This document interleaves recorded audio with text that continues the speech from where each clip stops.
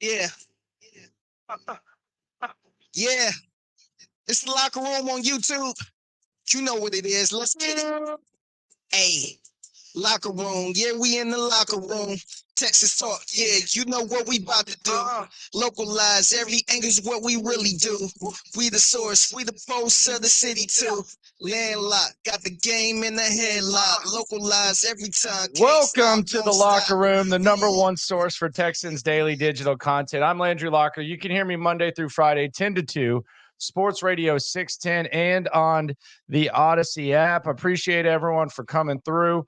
It's, quote, the slow time of the season. Business about to pick up. We're officially in July, which means training camp. We can officially say training camp begins this month. Want you all to subscribe, like, right along. It is the Locker Room, number one source for Texans daily digital content.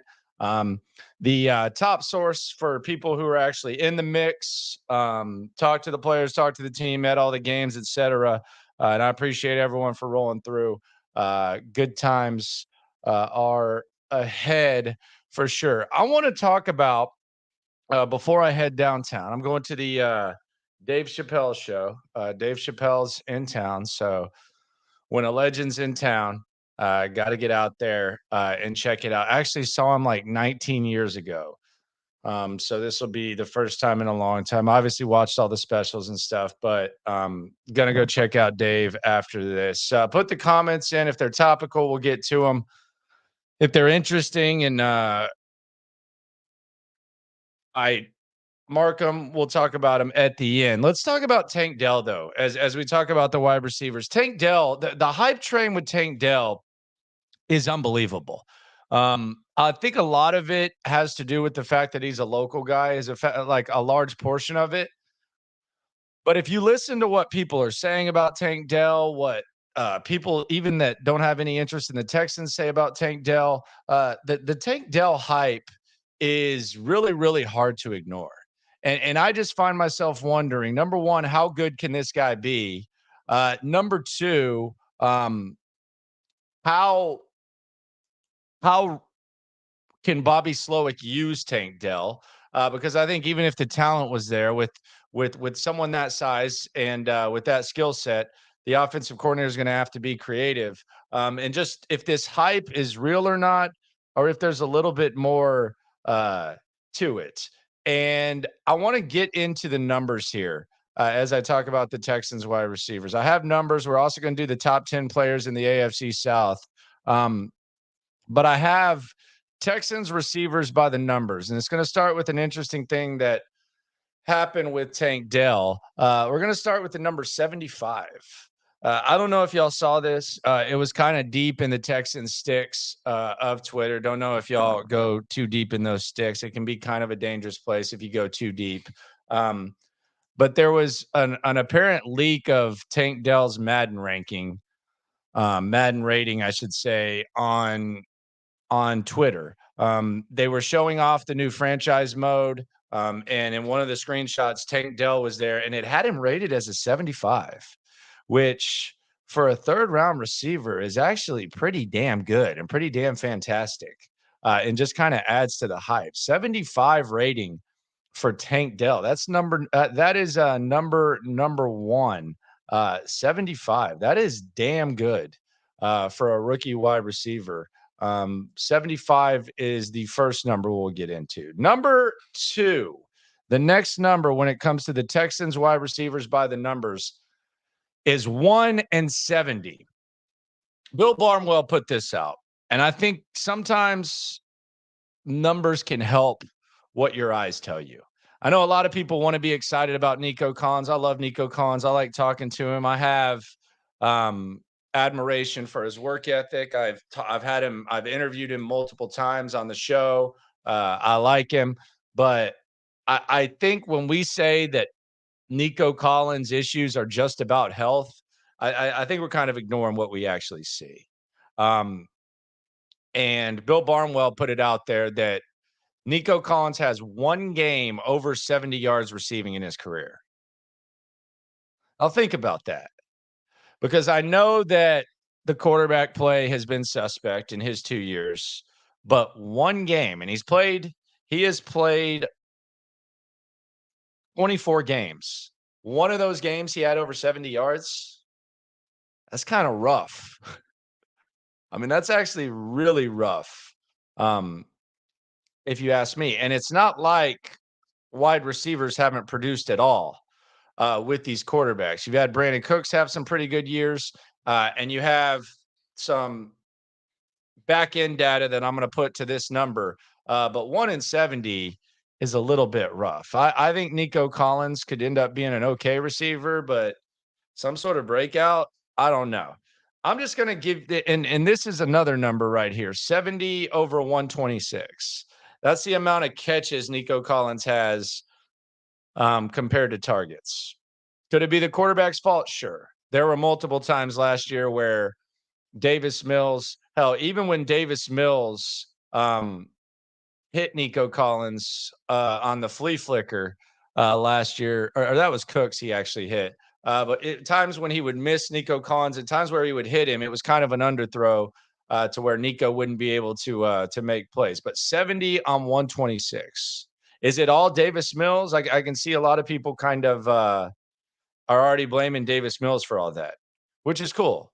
But if that was the case, then no receiver would be able to produce with Davis Mills. Here is a side-by-side, and I always love these exercises as we continue to go Texans wide receivers by the numbers. Player A has 70 catches on 126 targets, 927 yards, and 3 touchdowns in 24 games the last 2 seasons. So 70 receptions on 126 targets, 927 yards, and 3 touchdowns in 24 games in 2 seasons. Player B has 69 catches on 96 targets, 775 yards, and 4 TD in 28 games. So 1 less catch on 30 less targets, 152 less yards, I think, if my math's correct, and 1 more touchdown in 28 games. Player A is Nico Collins. Player B is Chris Moore. I know some will say, well, you're not, Chris Moore isn't going deep as often as Nico Collins. You could be right. But when you look at it that way, Chris Moore, who's a special teams guy, he was able to make plays a higher level, I guess you could say, than Nico Collins. Just look at that one more time. It's pretty damn remarkable, I would say. Continuing to go wide receivers by the numbers, Texans wide receiver by the numbers. Next number is 37.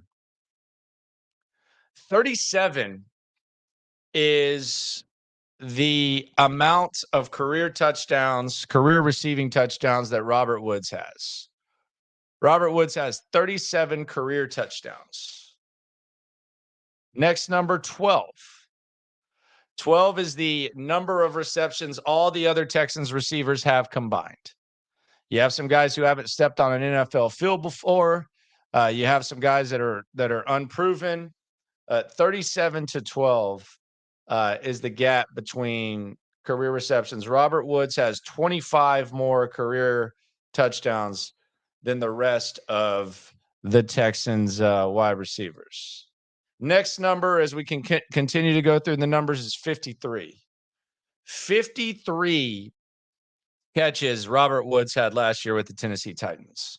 And you hear a lot of people say he's lost a step. Obviously, he's lost a step.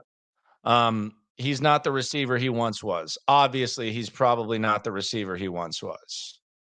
But let's put this in perspective. 53 catches last season for Robert Woods. 1T is the next number, because that would have been tied for first in amount of receptions by a Texans receiver the last 3 years, not named Brandon Cooks. Brandon Cooks has led the Texans in receptions the last 3 years. There's only one other receiver that has as many as 53 catches in a season during that time, and that was Will Fuller in 2020 before he got popped for the Peds.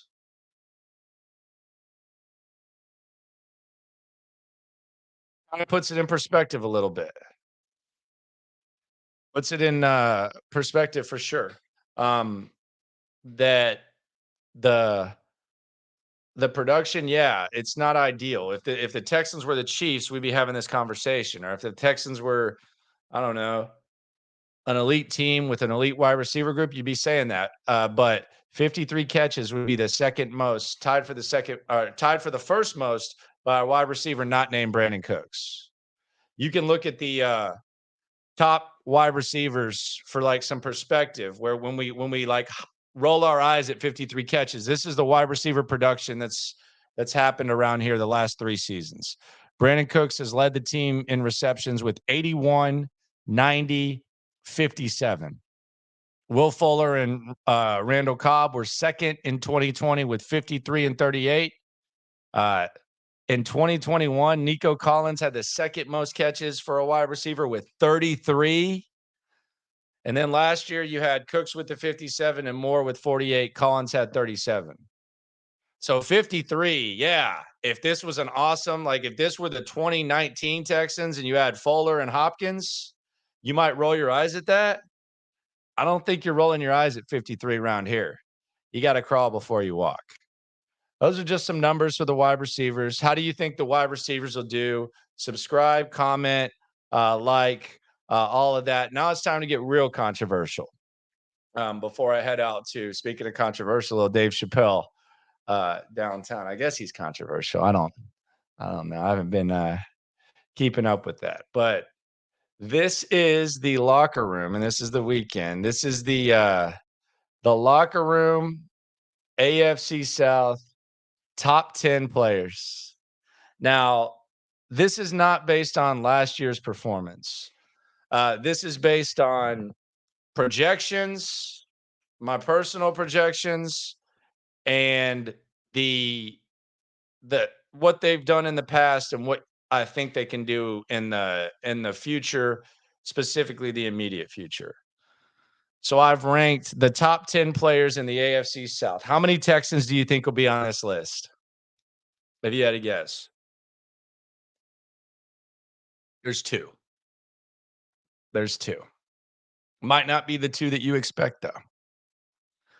Maybe I'm getting a little bit crazy with the projections. We start with number 10, Tyson Campbell. I think he's one of the most underrated players in the AFC South. I think Tyson Campbell is a guy that people don't talk about very much. He had a very good year last year for the Jacksonville Jaguars. He was actually in the PFF top 100, and he put it together last year. Tyson Campbell, not someone that you talk about enough, but Tyson Campbell gets in at number 10, and I'm sure that there's some gripes. I'm sure maybe some people thought you might see Christian Kirk or Michael Pittman in this list. They're not in the list. Number 10 on this list is Tyson Campbell. Already got the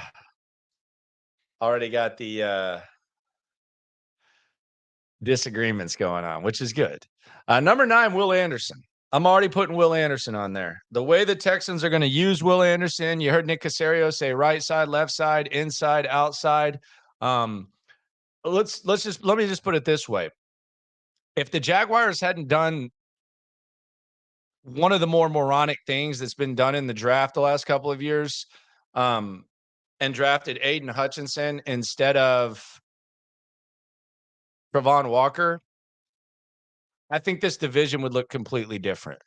You would have a potential game wrecker. I think Aiden Hutchinson showed that he could be in that Bosa category, which is the category that you're hoping that Will Anderson can be in, especially with guys who are drafted in the top 3, guys who've had the expectations that he's had and the way that he's used. If Aiden Hutchinson were in this division, he'd probably be in the top 5, my top 5 list here, just based on what I think he can do next year. And what I think he would have done for Jacksonville. I don't think Jacksonville would have needed the last game of the season last year to win the division had they had Aiden Hutchinson. Instead, they went with the project.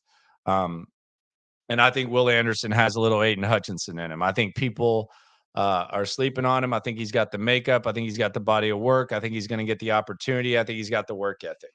So I'm already putting Will Anderson in the top 10 of the list of the best players in the AFC South. Next one, Shaq Leonard. Man, feels like we haven't seen Shaq Leonard in a long time. The artist formerly known as Darius. He's always around the ball. He's always making plays. Last year, we didn't really see him. He's been nicked up. He's been banged up. This is kind of a make or break. When he's at his best, he's way higher up on this list than 8th. But I'm putting him there at 8th because there are some question marks. And if he has another season this year like he has the previous couple where he's not able to stay on the field, he's only going to fall down. But out of respect to Shaq Leonard and what he's capable of doing, I got Shaq Leonard at 8. Number 7, DeForest Buckner. DeForest Buckner that was a really good trade by the Indianapolis Colts. DeForest Buckner, he's a force inside. He never really stopped playing hard last year, which I'm not sure that the rest of his teammates can say. They didn't really shut him down like they did other guys. DeForest Buckner, I know he comes from San Francisco. He's in Indianapolis now. Been there for the last couple of years. DeForest Buckner, number 7, complete monster, complete one of the many really good defensive tackles in the AFC South. Number 6, Trevor Lawrence. I think Trevor Lawrence should be higher up on this list. There's potential that, hell, next year we're talking about Trevor Lawrence number 1. My thing is this, though. Yes, he is the best quarterback in the AFC South right now, but the consistency has been an issue. He finished the season very strong. But we did see, even in the playoff win, we saw perhaps the worst half of his career. Trevor Lawrence also is going to have to, in his first 4 games, Trevor Lawrence is going to have to play without his starting left tackle. He's going to play with a new right tackle. And if there's anything that can break a football team, if there's anything that can break a quarterback, and if there's anything that can kill momentum, it's not having your starting tackles. Ask the Kansas City Chiefs. Kansas City Chiefs would probably have an extra Super Bowl, and Tom Brady would have one less ring if they'd had their starting left tackle and hadn't had to replace both tackles. We'll see how Jacksonville looks, but I don't think it's something to yawn at. The suspension to Robinson, we'll see how it impacts Trevor Lawrence. We'll also see how having to play in London for 2 weeks impacts Trevor Lawrence. But Trevor Lawrence is number 6 on the list. Number 5, Jonathan Taylor. A lot of fantasy owners just gasp when they hear this name. This is going to be an infamous name for at least another month or 2 until you have to make the decision about whether or not you want to run it back. I think Jonathan Taylor was shut down last year. A lot of it was caution. A lot of it was just what comes with the position. Is Jonathan Taylor going to be ageless? Is Jonathan Taylor going to be able to maybe not ageless, but is he going to fall off, or is he going to be one of those guys that's going to play at a high level into the next contract? Jonathan Taylor is the number 5 best player in the AFC South. So far we have Tyson Campbell, we have Will Anderson, we have Shaq Leonard, we have DeForest Buckner, we have Trevor Lawrence, and we have Jonathan Taylor. Any disagreements? Clayton says that he's brittle. Don't know if he's brittle, but we shall see. We shall see whether he's brittle or not. I don't know if you're talking about Jonathan Taylor or not. They ran him to death at Wisconsin. Number 4, Laramie Tunsil. That's the second Texan right there. Laramie Tunsil. Laramie Tunsil could have been an All-Pro last year. Laramie Tunsil is one of the best tackles in the game. He's the 2-time highest paid offensive lineman in the NFL. He's a guy that goes about his business. He's not necessarily a guy that comes across as someone who's just, dying to talk about, the A gap, the B gap, the C gap. But Laramie Tunsil, what he does is he just handles his business. So Laramie Tunsil is number 4, but he's not the best offensive line in the division. I'm going to give that to Quentin Nelson. I know Quentin Nelson didn't have his best year last year, but Quentin Nelson, I'm not going to completely dismiss him because of a down year. And by the way, he was a Pro Bowler last year. He's been in the Pro Bowl every year that he's been in the league. since 2018. He's a 3-time first-team All-Pro. He's a 1-time second-team All-Pro, and he's been in the Pro Bowl every year. We'll see how he bounces back. He'll likely have Taylor behind him. They'll probably try to run the ball a little bit more, and they'll probably be a little bit motivated, have a little bit more of a scheme that probably fits the skill sets of a lot of these guys. But Quentin Nelson is going to be number 3. Number 2, Derrick Henry. I think he could easily be number 1. Derrick Henry, for as much as it seems like people have just dismissed him, last year Derrick Henry had 1,500 yards rushing and he had 1,200 yards after contact, and he carried the ball 300 times. I know we assume, running backs are going to break down and they're going to fall off, et cetera. And I know that they need a quarterback for him to get his full praise, but 1,500 yards, 1,200 after contact, Derrick Henry is an absolute beast. And maybe he's just the next version of Adrian Peterson, where you assume that this guy's going to break down. Next thing you know, the guy's playing for a decade and a half, and you look up and he's still playing as an old ass man. I don't know, but Derrick Henry, for the way that people talk about Derrick Henry and where he's at, I got Derrick Henry as the second best player in the division. I know some people are surprised. No Travis Etienne. I don't think he's there yet. I think he could easily be there. I got to see another year from Travis Etienne before I put him up there. But Derrick Henry's number 2. Could easily be number 1. But instead, I got his teammate, Jeffrey Simmons.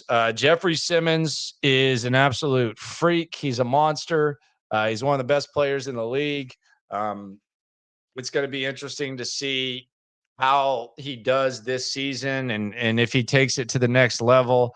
But Jeffrey Simmons has got that potential to be. I know Chris Jones right now is probably the best interior D lineman in the league. I think Jeffrey Simmons could easily find himself in that class. But Tennessee is just kind of a little bit of a struggle. He single-handedly won him that playoff game a few years ago. Jeffrey Simmons is a monster.